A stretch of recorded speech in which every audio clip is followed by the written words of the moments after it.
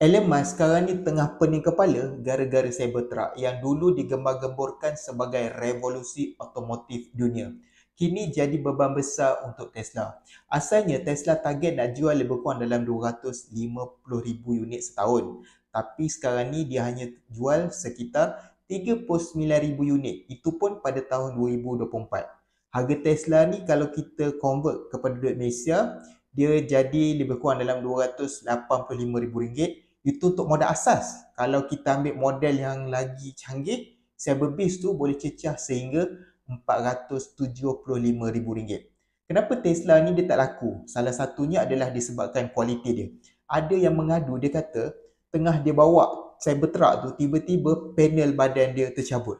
Jadi ramai juga orang cakap reka bentuk Cybertruck ni terlalu pelik dan tak praktikal. Lepas tu China pun dia ada keluarkan Cybertruck versi dia sendiri, yang mana Cybertruck China ni lagi canggih dan lagi murah. Ini yang buat Elon Musk lagi pening ni.